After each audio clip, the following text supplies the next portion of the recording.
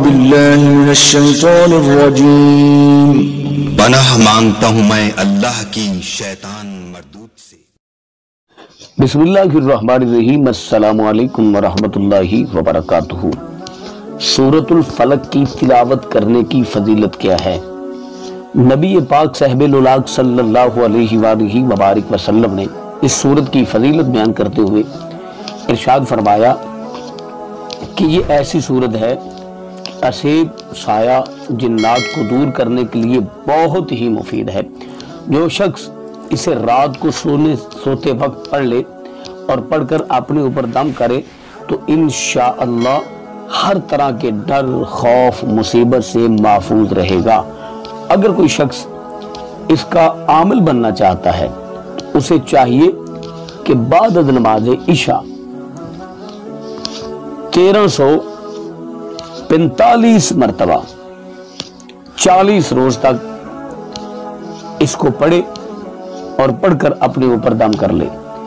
جس بچے یا بچی کو رات کو ڈر لگتا ہو، ہمارے گھروں میں اکثر بچے ڈرتے ہیں، خوف کے مارے روتے ہیں، ان کے بارے رسول اللہ صلی اللہ علیہ وسلم نے ارشاد فرمایا جس بچے اور بچی کو ڈر لگتا ہو پانی پر دم کر کے اس بچے یا بچی کو پلا دیں، انشاءاللہ ہر قسم کا خوف، اثرات، ڈر جو ہیں وہ فوراً ختم ہو جائے گا۔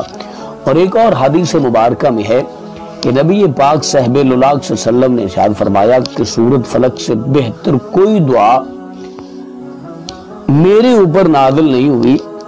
لوگوں اس کی حفاظت کے قلعے کی نگرانی کرو اور اس کی پناہ میں رہو۔ اس کا مطلب کیا ہے کہ نبی پاک صاحب الولاق صلی اللہ علیہ وسلم نے ارشاد فرمایا کہ جو شخص اس سورت کو پڑھتا ہے اللہ تعالیٰ اس کو ہر قسم کی پریشانی، مصیبت، نجات، آزمائش سے اللہ اس کی حفاظت فرماتا ہے اور نگہبانی فرماتا ہے۔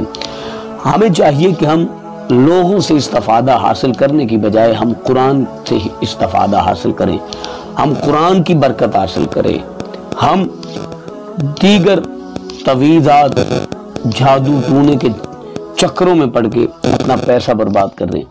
ہمیں چاہیے کہ ہم رسول اللہ صلی اللہ علیہ وسلم کے فرمانات پر عمل کریں۔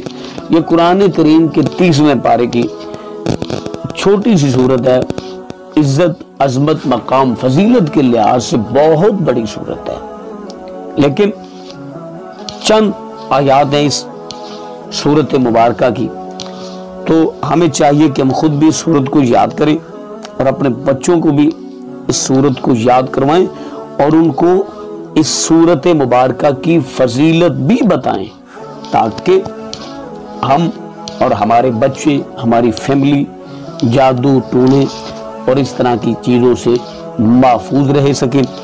تو ہمیں امید ہے کہ آج کی ہماری ویڈیو آپ کو اچھی لگی ہوگی۔ اس ویڈیو کو صدقہ جاریہ سمجھ کر فیملی ممبرز، دوست، احباب کے ساتھ لازماً شیئر کریں۔ اپنا اور اپنے پیاروں کا بہت سارا خیال رکھیے گا۔ اللہ نگہبان۔